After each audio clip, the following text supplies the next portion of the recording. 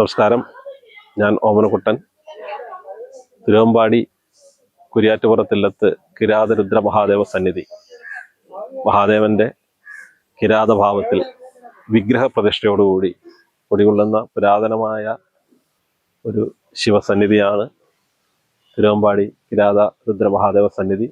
തിരുവമ്പാടി ശ്രീകൃഷ്ണസ്വാമി ക്ഷേത്രത്തിന്റെ പുറകുവശം വലതുഭാഗത്തായിട്ട് സ്ഥിതി ചെയ്യുന്ന കിരാത സന്നിധിയിൽ അതുപോലെ എല്ലാ ശിവക്ഷേത്രങ്ങളിലെയും പോലെ കണ്ട് തന്നെ ഇപ്പം ശിവരാത്രിക്കും തിരുവാതിരയ്ക്കും പ്രാധാന്യമുണ്ട്.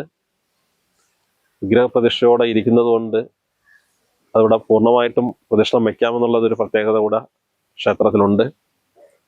അതിനേക്കാളുപരി തനി കാട്ടാള ഭാവത്തിൽ തന്നെ മഹാദേവൻ ഇരിക്കുന്നത് കൊണ്ട് ക്ഷിപ്രപ്രസാദിയാണ്.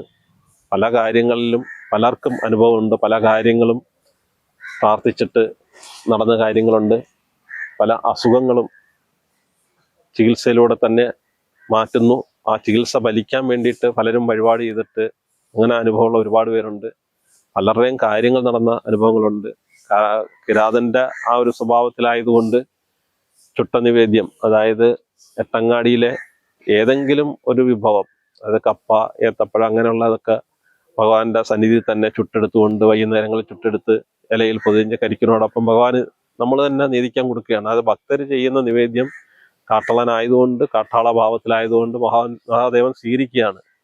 അങ്ങനെ ഒരു വഴിപാടുണ്ട്. അതുപോലെ കൊണ്ട് തന്നെ വേട്ടക്കരം പാട്ട് ഉത്സവം നടക്കുന്ന അമ്പലമാണ്.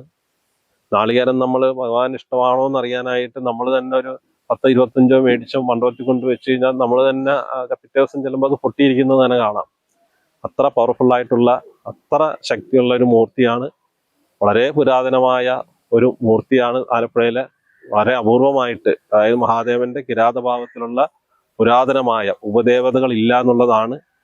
മഹാദേവൻ മാത്രമേ ഉള്ളൂ. മഹാദേവനോടൊപ്പം ദേവി ഉണ്ടെന്നുള്ള സങ്കല്പം അവിടെയുണ്ട്. തിരുവാതിരയാണ് അവിടുത്തെ ആണ്ടുത്സവം. കൊടിയേറ്റുത്സവം നടക്കുന്നത് 1.5 വട്ടാണ്. ഈ വർഷം ചടങ്ങുകളാണ് നടത്തുന്നത്.